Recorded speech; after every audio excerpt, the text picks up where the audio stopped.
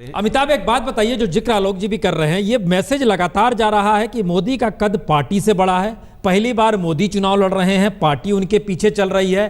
पहली बार संघ परिवार की बिसात जरूर है, लेकिन मोदी ही गठबंधन भी तय कर रहे हैं, मोदी ही हर लकीर खींच रहे हैं और इसी आसरे मोदी ने तय कर रखा है कि वो क्या करेंगे क्या नहीं करेंगे। तो क्या मोदी के अपने कॉकस के भीतर रणनीति तय हो चुकी है, वो कहां से लड़ेंगे?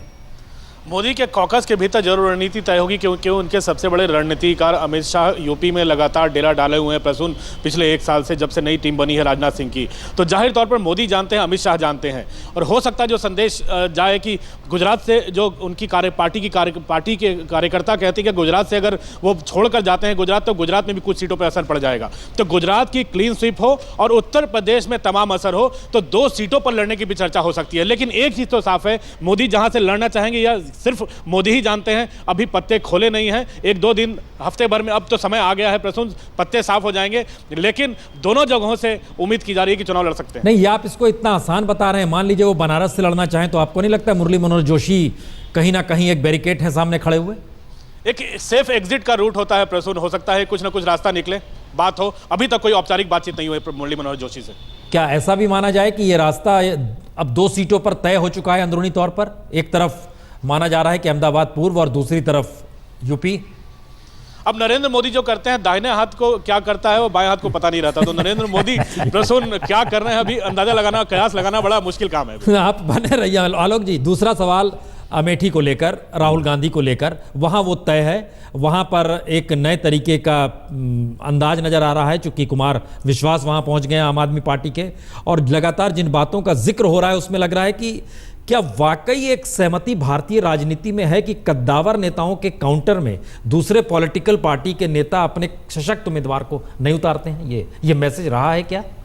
हाँ, मैसेज में जनता में कई बार इस तरह के भ्रम बनते भी हैं और कहने भ्रम कहें या कहने कुछ हद तक एडजस्टमेंट होता भी है, आप देखिए। लेकिन मुझे ऐसा लगता है कि नहीं, अमेठी में हो सकता है कि नरेंद्र मोदी जिस आगे तेजी से चल रहे हैं वो ऐसा कमज़ोर उम्मीदवार न दे करके रणनीति के तहत कोई उम्मीदवार देंगे। और दूसरा मैं जोड़ूंगा प्रधानमंत्री जी कि राहुल गांधी भी संभव है कि 2 क्षेत्रों से चुनाव लड़े, कर्नाटक से और अमेठी से।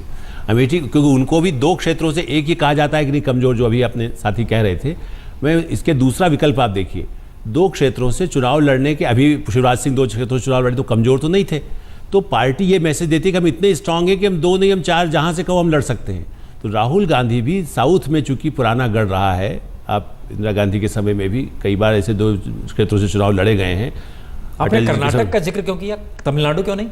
इसलिए कि जो हमारी जानकारी, यदि आप उस हिसाब से देखें जानकारी कि कर्नाटक को वो सेफ मानते हैं, अभी वहाँ उनकी सरकार भी है और कुछ क्षेत्रों को पहले बाकायदा आइडेंटिफाई किया गया है पार्टी के रणनीति।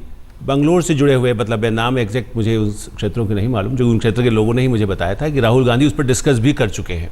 तो मुझे संभावना ऐसी दिखती है कि हो सकता है कि वो 2 से भी चुनाव लड़ने को तैयार हो जाए, ताकि एक सेफेस्ट के हिसाब से भी कहें कि चुनाव में जीत के संसद में रहें और उससे कई प्रोटेक्शन मिलते हैं। आप ये ध्यान रखें कि इसके बाद पलटवार होंगे, झगड़े होंगे, केसेस बनेंगे। देखिए, हर चीज की नजर राजनीतिक तौर पर अब हो रही है। कमलेश मुंबई से हमारे साथ जुड़े हैं। कमलेश, ये एक बड़ा सवाल है कि क्या वाकई राज ठाकरे अपने मैदान में कैंडिडेट्स को उतारेंगे या नहीं उतारेंगे, क्योंकि बीजेपी के पूर्व अध्यक्ष इस बात का जिक्र करके चले गए हैं। हर की नजर में इस बात पर है। ये बवाल बढ़ रहा है या ये माने अब थम रहा है?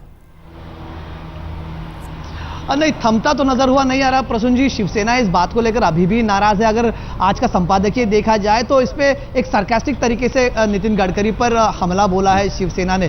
शिवसेना की दिक्कत ये नहीं है कि महायुति में कोई नया पार्टनर आए ना आए, वो जो चक्कर इस तरह का है कि शिवसेना सिर्फ ये चाहती है तुम मुझको ना चाहो तो कोई बात नहीं, तुम किसी और को चाहोगी तो मुश्किल होगी। ये वाला चक्कर शिवसेना का इस बार बीजेपी के साथ है। नहीं तो ये माना जाए कि एक और गाना है, जाते हो तो जाने जाना, आखिरी सलाम लेते जाना। राज ठाकरे की एंट्री तो नहीं हो जाएगी कहीं? राज ठाकरे की भूमिका पर नजर रहेगी। शायद 9 तारीख को प्रसून जी हो सकता है कि राज ठाकरे की जो पार्टी है महाराष्ट्र नवनिर्माण सेना, उनका जो स्थापना दिवस है उस दिन पर राज ठाकरे पार्टी कार्यकर्ताओं को संबोधित करेंगे और हो सकता है कि उसी में वो अपनी भूमिका स्पष्ट करें कि वो चुनाव लड़ेंगे तो कितनी जगहों पर लड़ेंगे, क्या बीजेपी के फेवर में लड़ेंगे चुनाव, बीजेपी के अगेंस्ट में लड़ेंगे। इन सब बातों को लेकर महाराष्ट्र की जो पूरी राजनीति है उस पर सिर्फ भाजपा शिवसेना की नहीं, कांग्रेस एनसीपी अपनी नजर गड़ाए हुए, क्योंकि राज ठाकरे लड़ते तो सीधा फायदा कांग्रेस एनसीपी को होता है। और अगर राज ठाकरे ठाकरे लड़ते भी है तो शिवसेना बीजेपी के लिए भी ये चुनौती वाली बात है। लेकिन शिवसेना को इस बात के लिए अब कैसे मनवाती है भाजपा, इस पर नजर रहेगी, क्योंकि चुनाव की तारीखें अब सामने है और अब उन्हें ज्यादा इंतजार शायद करने के लिए वक्त नहीं है। जो भी फैसला होगा, हाँ या ना, वो अभी करना होगा। नहीं तो इस बयान को बहुत सीरियसली बीजेपी के भीतर भी वहां पर लिया गया है क्या? क्योंकि ऐसा किसी राजनीतिक दल को कहा नहीं जाता है कि आप अपने उम्मीदवारों को ही मैदान में ना उतारिए, तो गडकरी को सीरियस तौर पे लिया गया है वहां पर।